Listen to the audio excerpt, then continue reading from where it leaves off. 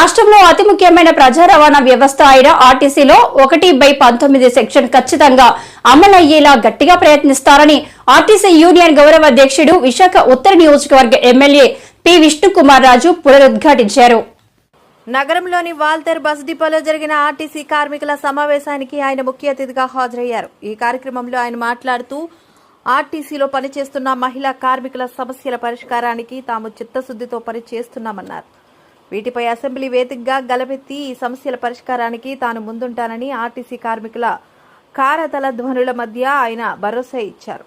మహిళా కార్మికులకు అన్ని బస్ డిపోల్లో మరుగుదొడ్లు, విశ్రాంతి గదులు తదితర సౌకర్యాలు కల్పించేందుకు కృషి చేస్తామన్నారు. కార్మికులకు మంచి ఉద్యోగ భద్రత కల్పించే 1/19 సెక్షన్ ఖచ్చితంగా అమలు అయ్యేటట్లు కృషి చేస్తామన్నారు. ఆర్టీసీ ఉద్యోగులకు పాత ఆరోగ్య సంరక్షణ విధానాన్ని మరలా తీసుకువచ్చేందుకు కృషి చేస్తామన్నారు. ప్రతి చిన్న విషయానికి ఉద్యోగులను వేధించే అధికారులను గట్టిగా నిలువరిస్తామన్నారు. ఈ కార్యక్రమంలో ఆర్టీసీ నాయకులు, ఉద్యోగులు తదితరులు పాల్గొన్నారు. అధికారులు అన్యాయంగా కేసులు బుక్ చేసి ఇబ్బంది పెట్టే ధోరణి గనక మానుకోకపోతే జగన్మోహన్ రెడ్డి గారికి ఇంకొక విషయం నేను తెలియజేసుకుంటున్నా. ఎప్పుడైతే 2019లో కూడా నేను కంటెస్ట్ చేసినప్పుడు ఓడిపోయిన తర్వాత కూడా ఎప్పుడైతే జగన్మోహన్ రెడ్డి గారు ప్రభుత్వం ఏర్పాటు చేసినప్పుడు ప్రజలకి ఆమోదయోగ్యంగా లేని కార్యక్రమాలు చేస్తున్నప్పుడు ఈ రాష్ట్రంలో మొట్టమొదటిసారిగా జగన్మోహన్ రెడ్డిని వ్యతిరేకించిన వ్యక్తి నేను విష్ణుకుమార్ రాజు అని చెప్పి నేను తెలియజేసుకుంటున్నాను. ప్రపంచంలోనే అత్యధికమైన మెంబర్షిప్ ఉన్న పార్టీ భారతీయ జనతా పార్టీ. ప్రధానమంత్రి నరేంద్ర మోడీ గారి నేతృత్వంలో భారతదేశంలో ప్రతి ఒక్క ఇంటికి కూడా టాయిలెట్ ఫెసిలిటీ ఉండాలి, ప్రతి ఒక్కరికి ఇల్లు ఉండాలి అనే కార్యక్రమం చేపట్టిన పార్టీ భారతీయ జనతా పార్టీ. ఈ టాయిలెట్స్ గురించి ఎందుకు చెప్తున్నానంటే, ఒక మహిళా కండక్టర్ బాత్రూమ్స్ గురించి బస్సు ఆపితే దానిపైన ఛార్జ్ షీట్ పెనాల్టీ ఇచ్చిన వాడికి లాగి లెప్పగా కొట్టాలి. దానిపైన ఎంక్వైరీ వేయించినట్టు చేస్తాం. పాత ప్రభుత్వం పోయింది, దుర్మార్గపు ప్రభుత్వం పోయింది, మంచి ప్రభుత్వం వచ్చింది అని మేము 100 రోజులు జరిగిందని చెప్పి మేము కార్యక్రమాలు చేస్తున్నప్పుడు మీకు జరుగుతున్న అన్యాయాన్ని వింటే నాకు ఎంతో బాధగా ఉంది. అందరికీ స్వాతంత్రం వచ్చింది అని చెప్పి మీరందరూ కూడా భావించేటట్టు నేను చేస్తాను అని చెప్పి చంద్రబాబు నాయుడు గారు గౌరవనీయులైన ముఖ్యమంత్రి, అట్లాగే జనసేనకి పవన్ కళ్యాణ్ గారు leader of the party, Bharatiya Janata పార్టీకి మీ వరకు గౌరవాధ్యక్షుడిగా ఉన్న విష్ణుకుమార్ రాజు గారు భారతీయ జనతా పార్టీకి ఫ్లోర్ లీడర్గా ఉన్నా, అట్లాగే వైఎస్ఆర్సీపీకి జగన్మోహన్ రెడ్డి గారు. సో అది వేరే విషయం. ఏది ఏమైనా ఈ రాష్ట్రంలో కూటమి ప్రభుత్వం 3 నేతలు ఉన్నారు. ఒకటి చంద్రబాబు నాయుడు గారు, రెండోది పవన్ కళ్యాణ్ గారు, మూడోది మీకు కొమ్ము కాసే విష్ణుకుమార్ గారు. తప్పనిసరిగా ఏదైతే నా దృష్టికి ఇప్పుడు మీరు తీసుకుని వచ్చారో ఎట్టి పరిస్థితుల్లోనే అవన్నీ కూడా 1/2019 ఎట్టి పరిస్థితుల్లోనే అమలు అవుతుంది. అమలు చేసేటట్టుగా మేము చేస్తాము. ఎవరో ఒక అధికారి ఏదో చేస్తే అది జరిగేది కాదు. నెక్స్ట్ ముఖ్యమంత్రి చంద్రబాబు నాయుడు విజయవాడ కలెక్టరేట్ కార్యాలయానికి చేరుకున్నారు. వరద బాధితులను నష్టపరిహారం పంపిణీ కార్యక్రమంలో ఆయన పాల్గొన్నారు. సీఎం తన చేతుల మీదుగా పలువురికి నష్టపరిహారం అందజేశారు. ఈ కార్యక్రమంలో పలువురు మంత్రులు కూడా పాల్గొన్నారు. సహాయక కార్యక్రమాలకు సంబంధించిన వివరాలను సీఎం చంద్రబాబు అధికారుల నుంచి అడిగి తెలుసుకున్నారు. ఈ సందర్భంగా చంద్రబాబు మాట్లాడుతూ, డైరెక్షన్ ఇవ్వడానికి లేకపోతే మానవతా దృక్పథంతో పనిచేయడానికి మేము పనిచేశాం. ఇప్పటికి దగ్గర 25 రోజులవుతుంది విపత్తు వచ్చి. ప్రభుత్వ యంత్రాంగం ఒక బాధ్యతతో ఎన్ని విధాలా ఆదుకోగలుగుతామో ఒక విపత్తు వచ్చినప్పుడు మాటల్లో చెప్పడం కాకుండా చేసి చూపించాం.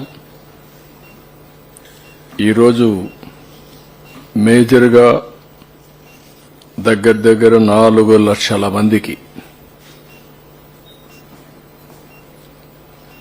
602 కోట్ల రూపాయలు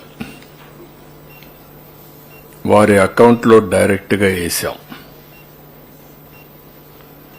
మొత్తం 7,600 కోట్ల రూపాయలు నష్టం వచ్చింది. 7,600 కోట్ల రూపాయల నష్టం వచ్చినప్పుడు ఇది ప్రభుత్వ ఆస్తులకి ప్రైవేట్ ఆస్తులు కలిసి వచ్చిన నష్టం.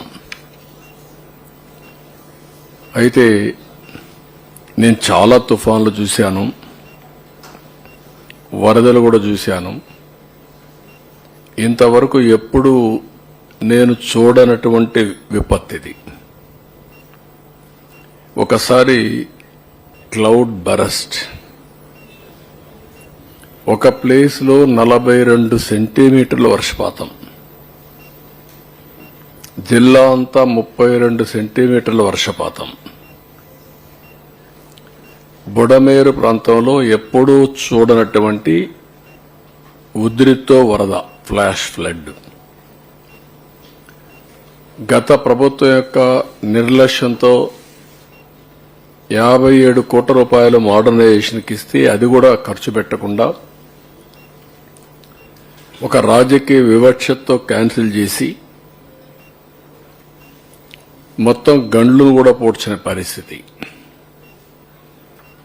ఇంకొక పక్కన బుడమేరు మొత్తం ప్రాంతం అంతా కూడా అన్యాక్రాంతం అయిపోవడం, కబ్జాలు జరగడం, అనాథరైజ్డ్ కన్స్ట్రక్షన్స్ కట్టడం. ఒక పక్క నీళ్లు వస్తున్నాయి, వరదొస్తా ఉంది. ఒక పక్క ఈ నీళ్లు పోవడానికి వీలు కాకుండా అక్రమ కట్టడాలు, ఎక్కడికక్కడ అడ్డంకులు. ఇవన్నీ కూడా ఇంకొక పక్కన చూస్తే ప్రాజెక్టు కట్టింది 11,90,000. ఒక పక్క ఏదైతే నేచర్ వక్రీకరించినప్పుడు, లేకపోతే మనం నేచర్తో ఆడుకున్నప్పుడు ఇలాంటి అకాల వర్షాలు లేకుంటే క్లౌడ్ బరస్ట్లు కావడం, ఇవన్నీ కొత్త కొత్త ఫెనామినాస్ మనం చూస్తున్నాం. అందులో మనం చేసిన, గత పాలకులు చేసిన పాపాలు ఈ రెండూ కలిసి ప్రజలకు శాపాలుగా మారే పరిస్థితి వచ్చింది. 30వ తేదీ తెల్లవారుజాము నుంచి వర్షాలు. మార్నింగ్ మాట్లాడాను, మధ్యాహ్నం మాట్లాడాను, రాత్రి మాట్లాడాను, తెల్లవారితో మాట్లాడాను. అంతా కూడా సవ్యంగా ఉందనుకున్నాం. ఆల్ ఆఫ్ ఎ సడన్ సిటీలోకి నీళ్లు వచ్చాయి.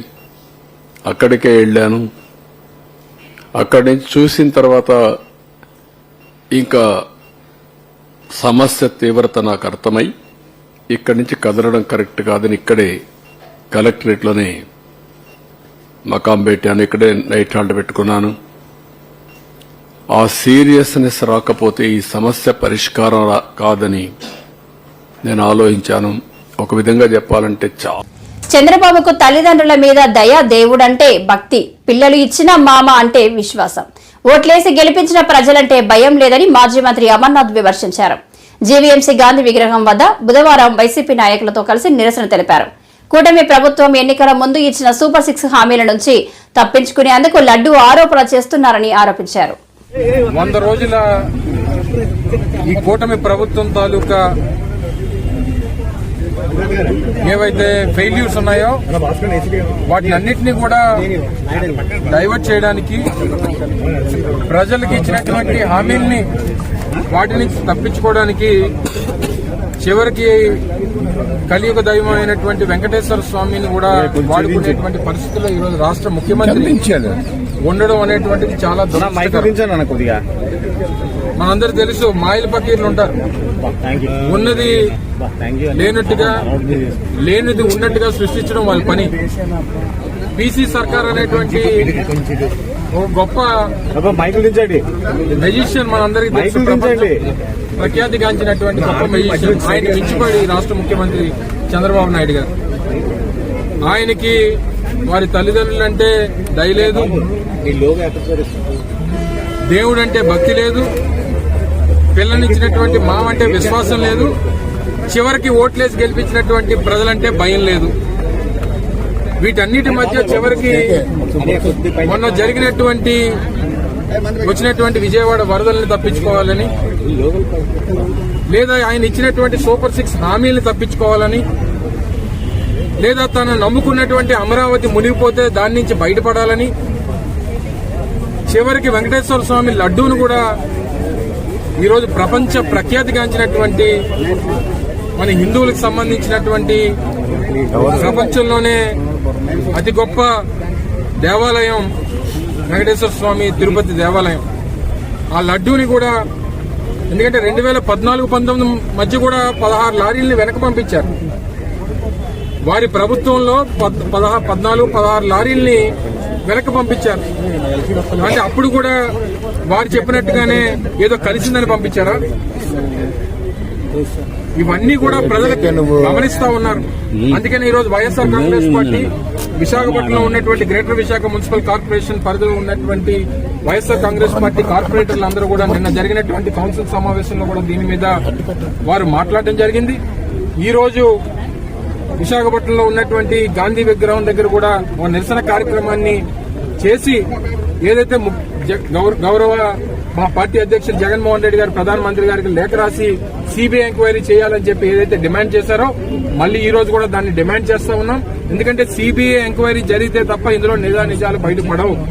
దీంట్లో కూడా జగన్మోహన్ రెడ్డి గారిని తప్పుపట్టాలని, జగన్మోహన్ రెడ్డి గారిని నిందించాలని మతాల్ని ఈరోజు తీసుకుని వచ్చి చివరికి ఏం చేశారంటే పసుపు బట్టలు వేసుకునేటువంటి తెలుగుదేశం పార్టీ కార్యకర్తలు కూడా కాషాయ బట్టలు వేసి ఈరోజు రోడ్ల మీద తిప్పేటువంటి పరిస్థితికి ఈరోజు ఈ రాష్ట్ర ముఖ్యమంత్రి దిగజారిపోయారు. ఈ నెయ్యి గొడవతో చంద్రబాబు నాయుడు గారు తిరుపతికి సంబంధించినటువంటి ఈ నెయ్యి గొడవతో తెలుగుదేశం పార్టీకి 6 అడుగులు గొయ్యి తవ్వుకున్నాడు అనేటువంటి విషయాన్ని సందర్భంగా తెలియజేస్తా ఉన్నా. ఇప్పటికన్నా దీని నుంచి దేవుడికి క్షమాపణ చెప్పి, ఎందుకంటే వారి వర్షంలో చూసాం, వారి వర్షను, వారి కొడుకు వర్షను మా ముఖ్యమంత్రి గారికి అక్కడ ఈవోకి ఏం సంబంధం, అది అటానమస్ బాడీ అనేటువంటి. వైఎస్ఆర్ కాంగ్రెస్ పార్టీ క్రియాశీలక సభ్యత్వానికి రాష్ట్ర ప్రధాన కార్యదర్శి పదవికి ఉడా మాజీ చైర్మన్, మాజీ ఎమ్మెల్యే డాక్టర్ ఎస్ఏ రెహమాన్ రాజీనామా చేశారు. బుధవారం డాబా గార్డెన్స్ లోని ప్రెస్ క్లబ్ లో ఏర్పాటు చేసిన మీడియా సమావేశంలో మాట్లాడుతూ ముఖ్యమంత్రి చంద్రబాబు నాయుడు ముస్లింల సంక్షేమానికి పెద్దపీట వేస్తానని చెప్పడంతో స్థానిక ముస్లిం నేతల కోరికతో ఈ నిర్ణయం తీసుకున్నానని చెప్పారు. మైనారిటీ శాఖ మంత్రి ఫరూక్ వచ్చే నెలలో విశాఖపట్నం వస్తున్న నేపథ్యంలో ఆయనతో మాట్లాడాక ఇందుకు సంబంధించి తుది నిర్ణయం తీసుకుంటామని తెలియజేశారు. ముఖ్యంగా స్థానిక ముస్లింల పెద్దల అభిప్రాయం తీసుకుని ఏ పార్టీలో చేరాలి అనే దానిపై తుది నిర్ణయం తీసుకుంటామని పేర్కొన్నారు. ముఖ్యంగా చంద్రబాబు నాయుడు హజ్ యాత్రికులకు ₹1,00,000 చెల్లింపులు, నూర్ బాషా ఫైనాన్స్ కార్పొరేషన్ ఏర్పాటు చేయడం, ముస్లింల ఆస్తులను పరిరక్షిస్తానని హామీ ఇవ్వడంతో తాను వైసీపీకి రాజీనామా చేసినట్లు తెలిపారు.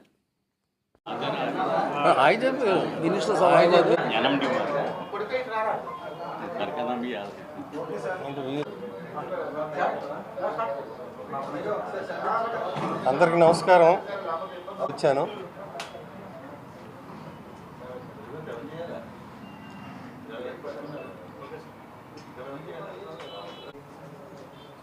మా ముస్లిం పెద్దలు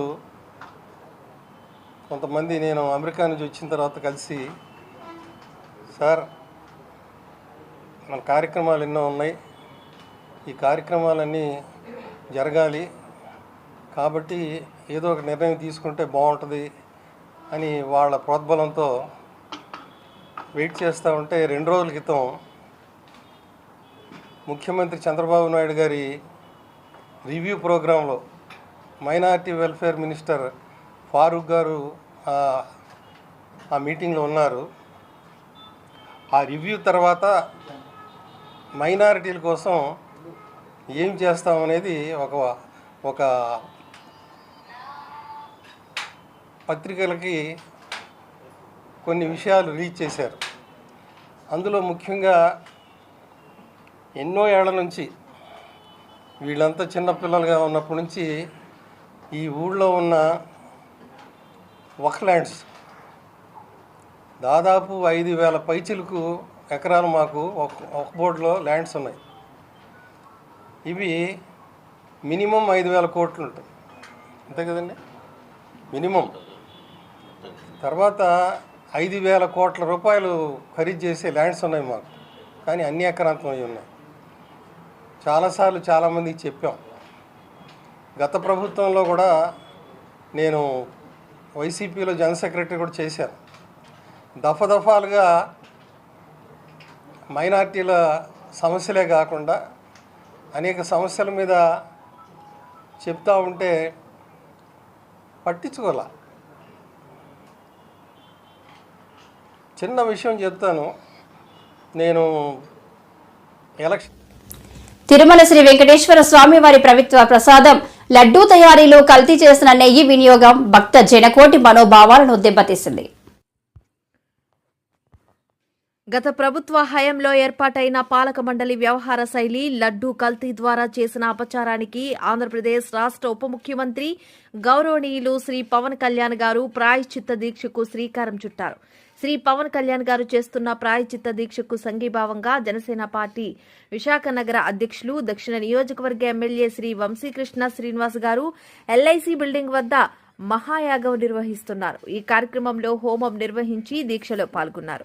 ఎమ్మెల్యే వంశీకృష్ణ శ్రీనివాస్ గారు మాట్లాడుతూ తిరుమల ప్రసాదాన్ని భక్తులు పరమ పవిత్రంగా భావిస్తారు. లడ్డూ తయారీలో కల్తీని కలలో కూడా ఊహించలేము. ఈ ఘటనపై ప్రతి ఒక్కరిలో వేదన ఉంది. గౌరవ ఉప ముఖ్యమంత్రి శ్రీ పవన్ కళ్యాణ్ చేపట్టిన ప్రాయశ్చిత్త దీక్షకు సంఘీభావం తెలియజేయడం అందరి బాధ్యత. రేపటి నుంచి మరిన్ని కార్యక్రమాలు చేస్తామని అన్నారు. సమాపన మహాయజ్ఞం చేస్తా ఉన్నాం. పవన్ కళ్యాణ్ గారికి మద్దతుగా హిందువులు అత్యంత దైవంగా పూజించే వెంకటేశ్వర స్వామికి అపచారం జరిగింది కాబట్టి ఎటువంటి ప్రకృతి వైపరీత్యాలు రాకుండా, ఎటువంటి ఇబ్బందులు లేకుండా, ఆ దేవుని కోపోద్రేకాలు అవ్వకుండా ఉండడానికి ఇవాళ రాష్ట్ర వ్యాప్తంగా తెలుగు వాళ్ళు ప్రపంచవ్యాప్తంగా కూడా ఎన్నో పూజలు చేస్తూ ఉన్నారు.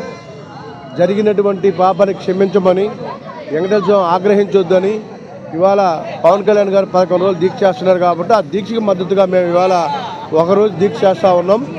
రేపు నుంచి నియోజకవర్గంలో అన్ని గుళ్ళు కూడా సందర్శించి అక్కడ కూడా ఆ గుళ్ళని కూడా క్లీన్ చేయడం జరుగుతూ ఉంది. హిందువుల మనోభావాలు దెబ్బతిన్నాయి కాబట్టి మతాలకు అతీతంగా ఇవాళ ముస్లింలు కావచ్చు, క్రైస్తవులు కావచ్చు, ఎవరైనా కావచ్చు, ఎక్కడ జరిగినా పాపమే కాబట్టి, దేవుడు ఒకరే కాబట్టి ఎక్కడ జరిగినా ఇది అన్యాయాన్ని తీవ్రంగా ఖండిస్తూ ఉన్నాం. ఈ పాపం చేసిన వాళ్ళకి శిక్షించాలని ఖచ్చితంగా దేవుడికి శిక్షిస్తాడు. అలాగే చట్టరీత్యా కూడా శిక్షించాలని మనస్ఫూర్తిగా కోరుకుంటున్నాం. పవన్ కళ్యాణ్ దీక్ష అద్భుతంగా సక్సెస్ అవ్వాలని, ఇవాళ రాష్ట్ర వ్యాప్తంగా జరుగుతున్న దీక్షలని కూడా సక్సెస్ అవ్వాలని, ఆ దేవుని యొక్క ఆశీస్సులు దేశ ప్రజలకు, ప్రపంచ ప్రజలు అందరికీ ఉండాలని, ముఖ్యంగా మన రాష్ట్ర ప్రజలకు ఉండాలని మనస్ఫూర్తిగా కోరుకుంటున్నాం.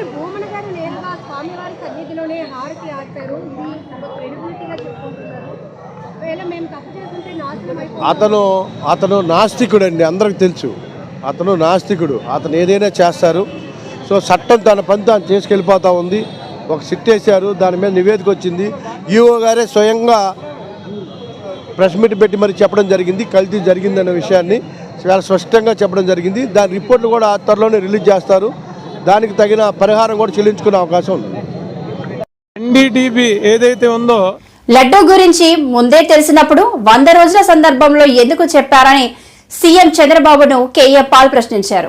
పవన్ ఎవరో ఇచ్చిన స్క్రిప్ట్ చదువుతున్నాడని, అసలు సనాతన ధర్మం గురించి పవన్ కి ఏం తెలుసని పాల్ అడిగారు. హిందూ, ముస్లిం, క్రిస్టియన్ మధ్య గొడవలు ఎందుకు పెడతావని పవన్ ను ఆయన ప్రశ్నించారు. తెలిసినప్పుడు మీరు 100 రోజులు పూర్తయినంత వరకు ఎందుకు మీరు ఈ ప్రశ్నించలేదు? ఈ రోజు నేను పవన్ కళ్యాణ్ ప్రెస్ మీట్ చూశాను, షాక్ అవుతున్నాను. ఎవరో ఏదో ఇచ్చిన స్క్రిప్ట్ చదవద్దు తమ్ముడు, నువ్వంటే నాకు గౌరవం, నేనంటే నీకు మహా గౌరవం, ఇప్పటికీ మర్చిపోలేను. మీ నాన్నగారు చనిపోయినప్పుడు ఇంటికి రమ్మంటే వచ్చా, ప్రేమలు చేశా. చిరంజీవి, అల్లు అరవింద్ 10 నిమిషాలు వెళ్ళిపోతే నువ్వు గంట కూర్చున్నావు. తర్వాత విశాఖపట్నం ఎయిర్పోర్ట్ లో 6 మినిస్టర్లు, ఎంపీలు ఉంటుండగా నేను విఐపి రూమ్ కి రాగానే నువ్వు నిలబడి నీ కుర్చీ ఇచ్చావు. అలాంటిది నువ్వు ఏం మాట్లాడుతున్నావు ఈ రోజు? సనాతన ధర్మం గురించి నీకేం తెలుసు? జగద్గురు స్వామి శంకరాచార్య 100 కోట్ల హైందవుల అధిపతి 20 సంవత్సరాలున్న చారిటీ సిటీకి వచ్చిన ఆశీస్సులు తీసుకున్నారు. 5 ఆర్ఎస్ఎస్ చీఫ్ లీడర్స్ లో 4 ఆశీస్సులు తీసుకున్నారు. 7 religious leaders, Pope John Paul మొదలుకొని government leaders, 7 Hindu, Muslim, Christians అందరూ అన్న ఆశీస్సులు తీసుకున్నారు. ఈ రోజు నరేంద్ర మోదీ గారి యొక్క రైట్ హ్యాండ్ అయిన పరుషోత్తం రూపాలా గారు గుజరాతీ కోర్టుకి ఏ లెటర్ రాశారు? Doctor Paul is the peacemaker, is the uniter, is the global peace president. అలాంటి వారు మన దేశంలో పుట్టడం ఘనత ఆయనకు నోబెల్ పీస్ ప్రైజ్ ఇవ్వాలి, భారత రత్న ఇవ్వాలని ఆయన లెటర్లు రాస్తుంటే నువ్వు ఈ రోజు హిందూ, ముస్లిం, క్రిస్టియన్ మధ్య గొడవలు ఎందుకు పెడతావు? ఇదే నరేంద్ర మోదీ గారిని, ఆర్ఎస్ఎస్ బీజేపీని నువ్వు 2014లో మద్దతు ఇచ్చి బిఎస్పీతో, సిపిఐ సిపిఎం తో పొత్తులు పెట్టుకుని వారిని నువ్వు తిట్టలేదా? మోదీ గారిని తిట్టలేదా? ఆర్ఎస్ఎస్ ని తిట్టలేదా? నా వైఫ్ క్రిస్టియన్, నేను సెక్యులర్. అలాంటి వాడివి ఈ రోజు నీ ప్రెస్ మీట్ 15 నిమిషాలు విని అలసిపోయాను, ఇంక వినకూడదని ఏం మాట్లాడుతున్నా? తక్షణమే రాజీనామా చేయి. పవన్ కళ్యాణ్, నువ్వు ఉప ముఖ్యమంత్రిగా క్వాలిఫైడ్ కాదు. నీకు ఇచ్చిన సలహా ఎవరిస్తున్నారో బాగోలేదు. చరిత్రహీనుడు కాకూడదు. చరిత్రలో హీరోగా 200 దేశాల్లో 200 కోట్ల ప్రజలకు ఒక హీరోగా నిలబడ్డా. నువ్వే అన్నావు మీరే నా హీరో అని 2007లో ప్రెస్ మీట్ పెట్టి రాజశేఖర రెడ్డిని తిట్టావు నా పక్షంగా. I appreciate Pawan Kalyan, but don't go. ఈ రోజు గాంధీ గారి పేరు ఎందుకు చెప్పుకుంటున్నావు? అంబేద్కర్ గారి పేరు ఎందుకు చెప్తున్నావు?